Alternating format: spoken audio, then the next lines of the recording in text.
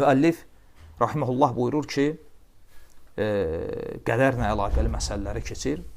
Və rıza bi qaza'illah və sabru ala hukmillah. Və həmçinin əhl-i-sünnənin usul qaydalarından birisi də budur ki, Allahın qədərinə razı olmaq və Allahın hökmlərinə səbr etmək. Və rıza bi qaza'illah. Allahın qədərinə razı olmaq. Burada müəllif bi qaza'illah, Allahın qəzasına, biz indi tərcümədə dedik ki, Allahın qədərinə razı olmaq bizim dilə uyğun olsun və anlaşılan olsun deyə. Əslində qədər-u qəza, qədər bir də qəza. Alimlər ixtilaf ediblər ki, bunların arasında fərq var ya yoxdur. Bəzi alimlər deyiblər ki, qədər və qəza mütəradifdir. Yəni sinonim sözlərdir. Qədər yəni qəza. Qəza yəni qədər. Qədərullah, qazaullah eyni mənadadır. Bəzi alimlər deyiblər ki, yox, aralarında fərq var. Qədər Allah Azza və Cəllənin bir şeyi əzəli elmi ilə əzəldə təqdir etməsidir. Və Allahın əzəldə təqdir etdiyi şey ki, baş verdi, qulun başına gəldi, bu artıq nədir? Bu qəzadır. Və beləcə qədər ilə qəza terminləri arasında fərq qoyublar. Və bəzi alimlər də deyiblər ki, qədər və qəza arasında fərq eyni ilə iman və İslam arasındakı fərq kimidir? İzə ictəməə iftərəqa və izə iftərəqa ictəməə. Yəni bir yerdə zikr olunanda mənalara ayrılır. Ayrı-ayrılıqda zikr olunanda ola bilsin, biri digərinin də mənasını ehtiva edir. Deməli, müəllif dedi ki, وَالرِّضَى بِقَضَاءِ اللّٰهِ. Allah Azza və Cəllənin qədərinə razı olmaq. Və bu rıza qəlb əməllərindəndir. Təvəkkül, xof, rəca və digər qəlb əməlləri kimi rıza ki var, Allahın qədərinə bəndənin razı olması, bu da əzəmətli qəlb əməllərindən birisi sayılır. Və rızanın tərifində də alimlər bir çox təriflər deyiblər və o təriflər içərisində ən çox bəyəndiyim tərif deyiblər ki, rıza nədir? Sükunul qalb təhtə məcaril əhkəm. Yəni ilahi təqdirin axarı qarşısında qəlbin sükunəti, qəlbin rahatlığı. İlahi təqdirin axarı qarşısında qəlbin narahat olmaması, qəlbin öz rahatlığını, sükunətini qoruyub saxlaması deyiblər ki, bu rızadır. Və həmçinin burada və həmçinin bu müəllifin qeyd etdiyi bu məsələ sünnədə də varid olub. Peyğəmbər sallallahu aleyhi və səlləm namazlarında, deməli salamlardan qabaq etdiyi dualarının birində, uzun duadır, o duada buyurur ki, وَأَسْأَلُكَ ba'dəl qaza. Yəni Allahım, başa gələn müsibətlər üçün səndən rıza diləyirəm. Yəni mənə elə et ki, başıma gələn müsibətlərdə qəlbim narahat olmasın. Qəlbim öz rahatlığını qoruyub saxlasın. Və bu hədis də İmam Əhmədin Musnədində səhih sənədlə rəvayət etdiyi hədisdir. وَأَسْأَلُكَ ba'dəl qaza. Allahım, qəzadan sonra səndən qəlbimin tam mutmain, rahat olmasını, o qəzaya qarşı, qədərə qarşı razı olmağımı səndən diləyirəm. Və bu hədis də göstərir ki, hətta buna qulu müvəffəq edən kimdir? Allah Azza və Cəllə. Həmçinin burada bəzi terminlər var. Məsələn, şəri kitablarda gəlir ki, ər-rıza billəh bə hərfi cəri ilə. Bəzən də gəlir ər-rıza anilləh. Bəzən bə hərfi cəri ilə gəlir, bəzən an hərfi cəri ilə. Arada olan fərqi gördünüz? Ər-rıza billəh, ər-rıza anilləh. Arada olan fərq nədir? Ər-rıza billəh, yəni Allahın özündən razı qalmaq. Allahın özündən. Necə ki duada deyirik, Razitu billahi rabbə. Rəbb olaraq Allahdan razıyam. Bə hərfi cəri ilə gələndə mənası budur. Amma an hərfi cəri ilə gələndə ər-rıza anilləh, Allahdan razı olmaq, yəni Allahın təqdirindən, Allahın qədərinə, qəzasına qarşı qəlbin razı olması və şikayətlənməməsi. Arasında olan fərq nədir? Arada olan fərq böyükdür. Ər-rıza billah vacibdir. Və bu yalnız möminlərə xasdır. Çünki ola bilsin, ər-rıza anillah, yəni Allahın qədərinə qarşı qəlbin üsyan etməməsi bir kafirdə də baş versin, münafiqdə də baş versin. Ola bilsin, başına neysə gəlsin, şikayət eləməsin. Amma ər-rıza billah, Allahın özündən razı qalmaq, bu iman əhlinə xas bir vəsfdir. Və aralarında hökmü fərqi nədir? Ər-rıza billah, Allahın özündən razı qalmağın hökmü vacibdir. Amma ər-rıza anillah, qədərə qarşı, müəllifin gətirdiyi budur. Qədərə, qəzaya qarşı qəlbin razı qalması, bunun hökmü racih olan budur ki, müstəhəbdir. Baxma ki, alimlərdən vacibdir deyənlər də var. Yəni, bir qism alimlər deyiblər ki, Allahın qədərinə razı olmaq vacibdir. Yəni, vacibdir ki, insan başına gələn müsibətlərdən razı qalsın. Bu vacibdir. Lakin alimlərin əksəriyyəti, cümhur uləma, o cümlədən də həmçinin Şeyxülislam İbn Teymiyyə rəhmətullahi aleyh və tələbəsi İbnül Qayyim də bu məsələdə cümhur alimlər ilə birlikdədir. Onlar deyiblər ki, yox, bu vacib deyil, bu müstəhəbdir. Bunu daha yaxşı anlamaq üçün bu nədir? Bir bəndənin başına bir müsibət gəlir, bəndədən tələb olunan nədir? İstənilən nədir? O, başa gələn müsibətə qarşı üsyan etməməsi. Tələb olunan budur. Amma bundan razı qalacaq, qalmayacaq, Allah Azza və Cəllə bunu nə Qur'anda, nə də sünnədə, nə bir ayə, nə də bir hədis yoxdur ki, Allah bunu əmrləsin. Bu əmr olunmuyub. Vacib deyil. Doğru olan budur ki, bu müstəhəbdir. Bəli, bəyənilən əməllərdəndir. Təqva əhlinin, sadiqlərin əməllərindəndir. Lakin doğru olan budur ki, vacib deyil. Çünki biz desək ki, vacibdir, onda elə çıxır ki, bir insanın başına bir müsibət gəlir, o səbr edir. O məsələyə gələcək. Ona görə fikir verin, müəllif də ayırdı. Rıza məqamı ilə səbr məqamını ayırdı. Birinci dedi ki, ər-rıza bi qadaillah, Allahın qədərinə qarşı razılıq göstərmək. Və sonra dedi ki, və-sabru alə hukmillah, və Allahın hökmünə səbirləmək. Bunları bir-birindən ayırdı. Çünki səbir məqamı ilə rıza məqamı bir-birindən ayrılır. Və bu məsələnin təfsilatına gəldikdə isə deməli, belə deyə bilərik ki, Allahın təqdiri iki növdür. Biri var şəri təqdiri, bir də var kovni təqdiri. Şəri təqdiri nədir? Şəriətdə olan hökmlər. Allahın təqdiri, Allahın hökmləri iki növdür. Bir var şəri təqdiri, yəni şəri hökmlər.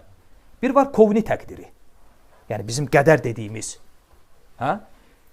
Allahın şəri təqdirinə, şəri hökmlərinə qarşı rıza göstərmək nədir? Bu vacibdir. Yəni kimsə etiraz edə bilər, kimsə razı olmaya bilər namazdan və ya namazdakı məşəqqət. Bütün ibadətlərdə məşəqqət var. Din özü özlüyündə asandır. Allah Azza və Cəllə qullarına çətinlik istəmir. Lakin qulun gücünün çatdığı qədər ibadətlərdə az da olsa məşəqqət var. Ki o məşəqqətdir ibadəti imtihan edən. Ki görək kim edəcək, kim etməyəcək. Və qul buna etiraz edə bilməz. Və bu məqamda bəndənin, qəlbinin Allahın bu şəri təqdirinə qarşı razı olması vacibdir. Bu aydın oldu? Deməli, iki hissəyə böldük. Dedik ki, Allahın təqdiri iki növdür hökmləri. Şəri, bir də kovni. Şəri hökmlərinə, şəri təqdirinə qarşı rıza nədir? Vacibdir. Bunu bildik. Amma Allahın kovni təqdirinə gəldikdə isə, hansı ki qədər, buna da iki yöndən yanaşırıq. Bir var o baş verən, başa gələn hadisənin Allaha nisbəti. Çünki o başa gələn hadisə nədirsə, o kovni Allahın təqdiri, onu istəyən, onu əzəli elmi ilə təqdir edən və o baş verəndə onu yaradan kimdir? Allah. Bu mənada o kimə nisbət edildi? Allaha. Bu yönü ilə də Allahın kovni təqdirinə razı olmaq nədir? Vacibdir. Yəni insan Allah əzəli elmi ilə bir şey təqdir edib və onu xəlq edib, onun var olmasını istəyib deyə qəlbi ondan razı olmaya bilər? Yox, bu vacibdir. Allaha nisbətdə bu belədir. Amma bir də var baş verən o şeyə nisbətdə. Allah nəyisə təqdir edib, qulun başına gəlib. Dedik ki, bir var onu Allaha nisbət etmək, bir də var o şeyin özünə nisbətdə. Baş verən şeyin özü. Özü nədir? O da iki növdür. Biri var məsaib, biri var məaib. Məsaib nədir? Başa gələn müsibətlər, qədərdə. Ona dedik ki, rıza göstərmək vacib deyil, lakin müstəhəbdir. Bir də var qədərə, o Allahın kovni təqdirinə nisbətdə, məsələn, haramlar, şər olan şeylər. Məsələn, iblisin varlığı Allahın kovni təqdiri ilə deyil, buna rıza göstərmək haramdır. O şeyin özünə nisbətdə. Aydın oldu necə? Lövhədə bunu yazmaq istəyirdim. İnşallah ki, ehtiyac yoxdur. Başa düşüldüsə nə əla, başa düşülmədisə, dərs yerləşdiriləndə təkrar inşallah dinlənilər. Bir kiçik misal verək. Məsələn, Allah Azza və Cəllə iblisi xəlq edib. İblisin özü şərin başıdır. İblisin varlığını Allaha nisbətdə götürsək, Allah hikmət sahibidir. Şər Allaha nisbət edilməz. Hətta iblisin varlığında belə böyük hikmətlər və faydalar var. Allaha nisbətdə götürsək, biz buna rıza göstəririk ya yox? Rıza göstəririk. Yoxsa deyirik ki, etiraz edirik. Allah niyə iblisi yaradıb? Yox. Amma iblisin özünə nisbətdə iblisdən razıyıq? Yox. Aydın oldu məsələ? Və belə. Və sonra müəllif buyurur ki, وَالصَّبْرُ عَلَى حُكْمِ اللّٰهِ Allahın qədərinə razı olmaq və Allahın hökmlərinə səbirləmək. Deməli, müəllif nə elədi? Rıza ilə səbir məqamını bir-birindən ayırdı. Və doğru olan budur ki, Allahın hökmlərinə səbr etmək vacibdir. Rıza göstərmək isə müstəhəb. Ona görə baxırıq, Quran və sünnədə Allah Azza və Cəllə səbri əmr edir. Rızaya isə təşviq edir. Onu həqiqi möminlərin, təqva əhlinin vəsfi kimi qeyd edir. Məsələn, Uca Allah buyurur ki, فَاسْبِرْ لِحُكْمِ رَبِّكِ Rəbbinin hökmünə səbirlə. Deməli, Allah Azza və Cəllənin hökmlərinə səbr etmək vacibdir. Ona görə Ömər ibn Abdüləziz, rəhmətullah aleyh, görün, rıza ilə səbri necə bir-birindən ayırır? Buyurur ki, Ər-rıza aziz və ləkinnəs-sabra muavvəlül mümin. Rıza uca bir məqamdır. Lakin müminin əsl dayanağı səbirdir. Rıza əziz bir şeydir, ali bir məqamdır.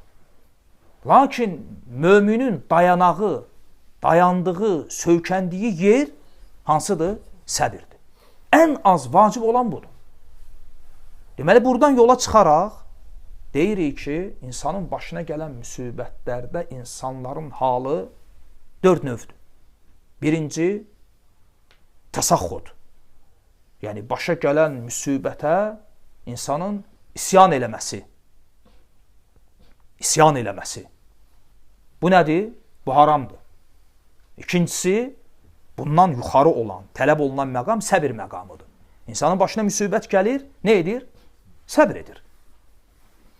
Deməli, bəndədən ən az tələb olunan nədir? Səbir. İnsan səbr etməlidir. İsyan edə bilməz. Və səbirdən yuxarı məqam hansıdır? Rıza. Qəlbin başa gələn müsibət ilə razı qalması.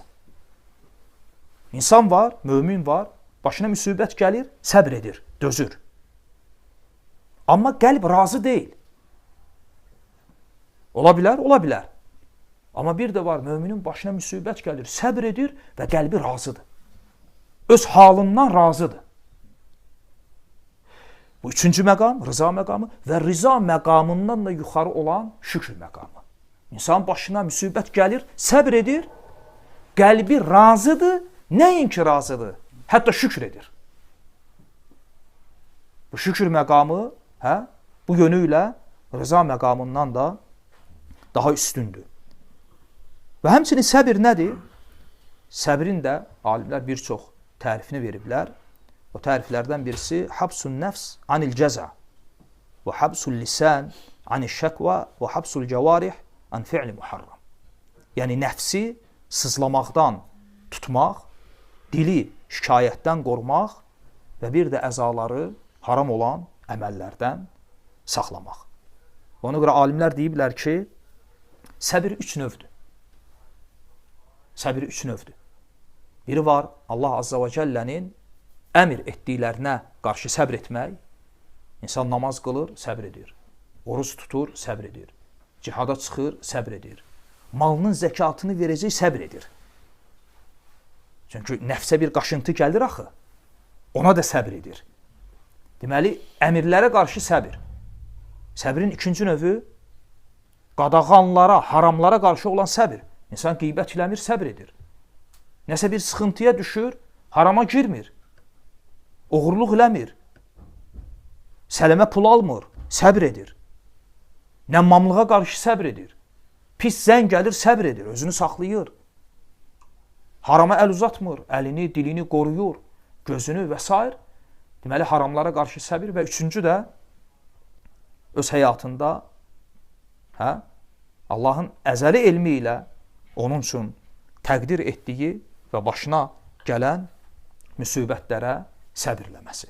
Əmirlərə qarşı, qadağalara qarşı və bir də qədərə qarşı olan səbir. Və həmçinin alimlər, yəni ümumiyyətlə bu iki, yəni səbrin həmçinin bu yöndən də iki hissəyə bölüblər. Bir var sabrul kiram, bir də sabrul liəm. Yəni əziz, hörmətli insanların səbri. Bir də bunun əksi. Və başqa deyimlə desək, bir var ixtiyarı səbir, bir də var icbari səbir, məcburi səbir. İbnül Qeym rahmetullah aleyh bunu necə müqayisə edir? Deyir ki, aqil adam qafil adamın sonda etdiyini əvvəldə edir. Aqil adam qafil adamın sonda edəcəyini əvvəldə edir.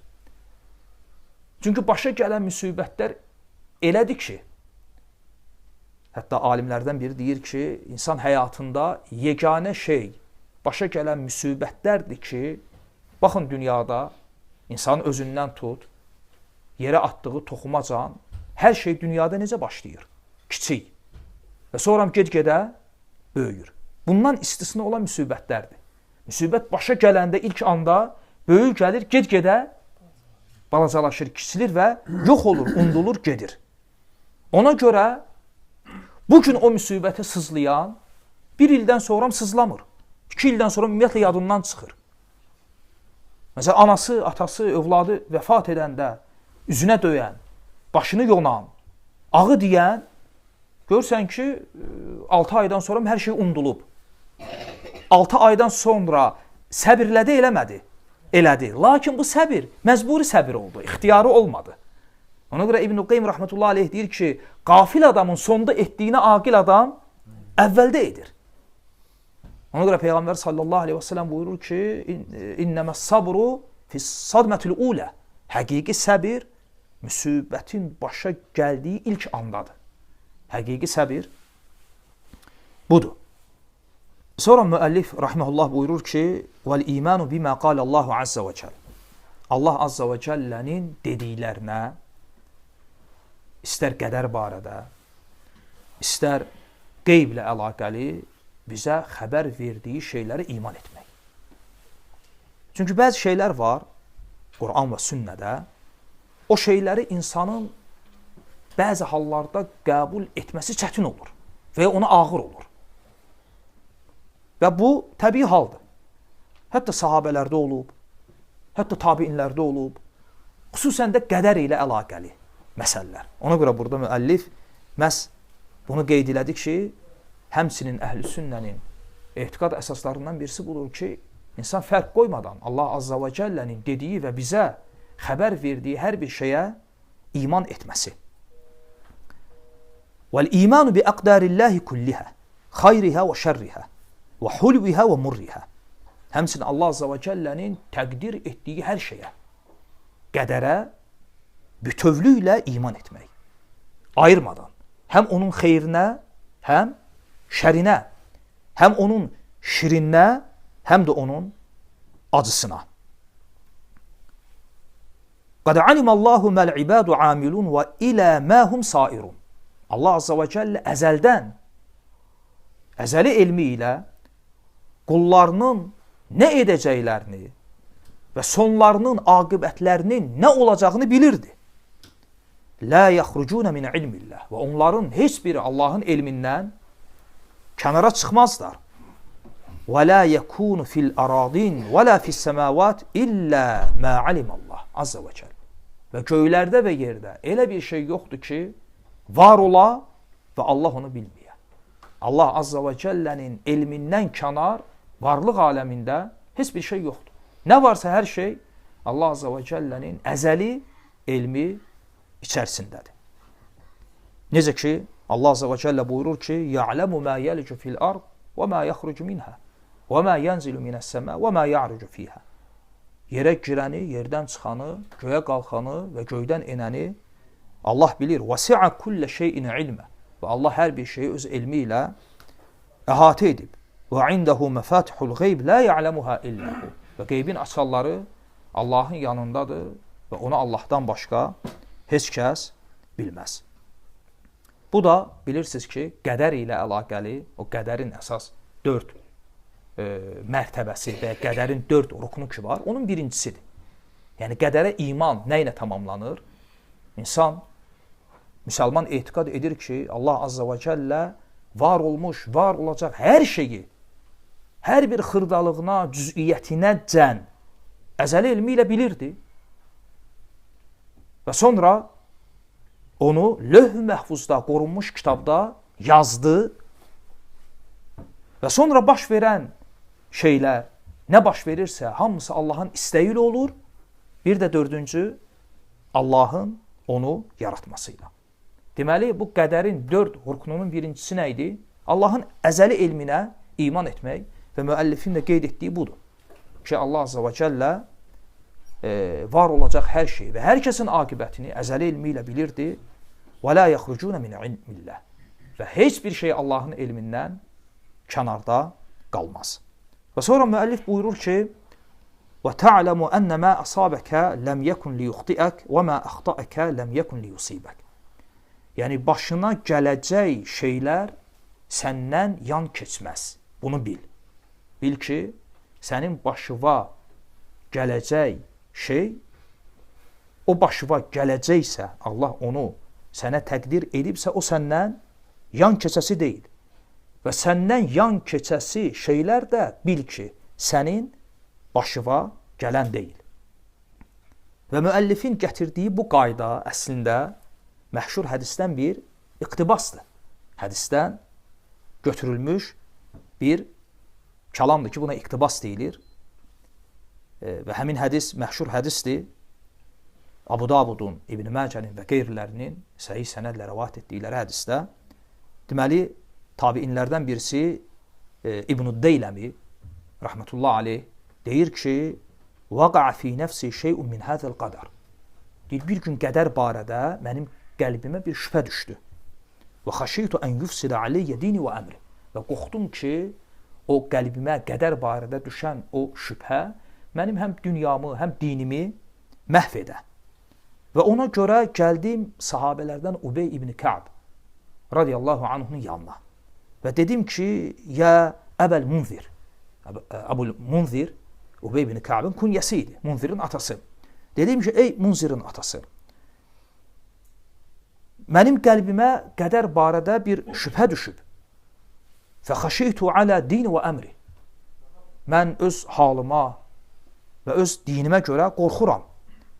Və mənə Peyğəmbər sallallahu aleyhi və səlləmlə bu barədə eşitdiyin elə bir şey danış ki, ləallallah ən yənfa'ani bihi. Yəni, ümid edirəm ki, Allah azza və cəllə bununla mənə fayda verər. Bununla məni haqqa yönəldə. Və Ubey ibn Ka'b radiyallahu anhu Peyğəmbər sallallahu aleyhi və səlləmdən eşitdiyi bu hədisi həmin tabiinə nəql edir. Ki, Allah Resulü aleyhissalatu vesselam buyurur ki, لَوْ أَنَّ اللّٰهَ عَذَّبَ أَهْلَ سَمَاوَاتِهِ وَأَهْلَ أَرْضِهِ لَعَذَّبَهُمْ وَهُوَ غَيْرُ ظَالِمٍ لَهُمْ. Əgər Allah azza və cəllə bütün göy əhlinə və bütün yer əhlinə əzab etsə, onlara əzab etməsi ilə onların heç birisinə zülm etmiş sayılmaz. Təsəvvür edin, nəinki yer əhli, hətta göy əhli, bütün mələklər, hansı ki onların yaradılışlarındakı qayə Allaha qulluqdur. Və hətta yer üzündə olan insanlar, hamısı bir qəlb kimi, bir insan kimi, Allaha ibadət edən olsalar, hamısı mömin və müttəqi olsa və Allah azza və cəllə göy əhlini və yer əhlini onlara əzab etsə, onların heç birisinə zülm etmiş sayılmaz. Çünki onların heç ibadətləri üzərlərində olan Allahın nemətini ödəməyi bəsləmir. Nəinki Allah onlara əzab edəcək və bu onlara zülm sayılacaq. Və hədisin davamında Allah Resulü buyurur ki, وَلَوْ رَحِمَهُمْ لَكَانَتْ رَحْمَتُهُ خَيْرًا لَهُمْ مِنْ أَعْمَالِهِمْ. Yox, əksinə, əgər Allah onlara, göy və yer əhlinə rəhm eləsə, bilsinlər ki, Allahın rəhməti onlar üçün, onların əməllərindən, ibadətlərindən xeyirlidir. Deməli, onları Allah qatında qurtaran əməllər olmayacaq. Allah azza və cəllənin onlarla rəhməti ilə davranması, rəhməti ilə müamilə etməsi olacaq.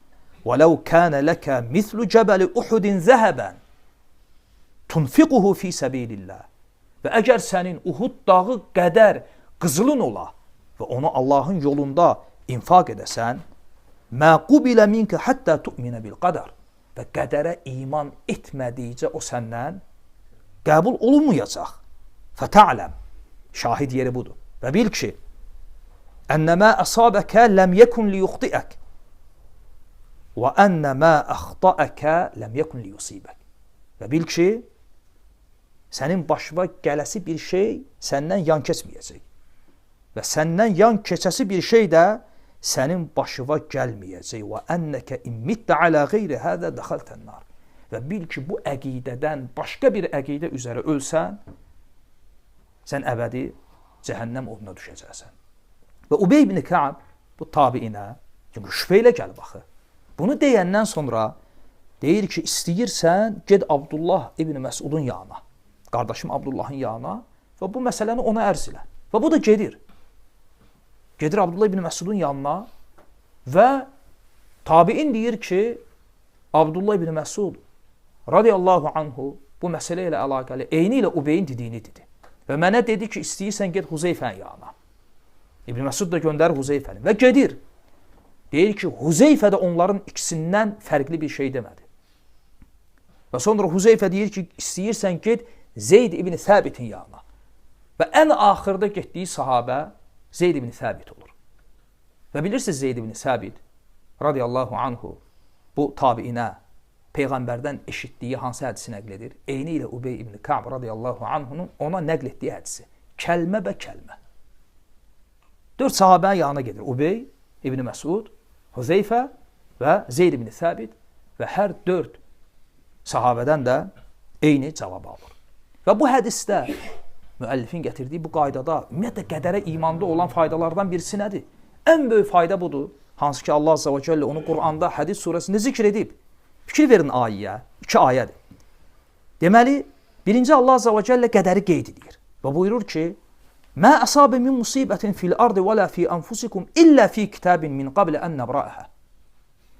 Yəni, yer üzündə və sizin öz nəfsinizdə başınıza gələn elə bir müsibət yoxdur ki, biz onu yaratmamışdan qabaq o bir kitabda, lövh məhfuzda yazılmasın. İnnə zəlikə aləllahi yəsir. Bu, Allah üçün çox asandır. Qədəri qeyd elədi. Hə?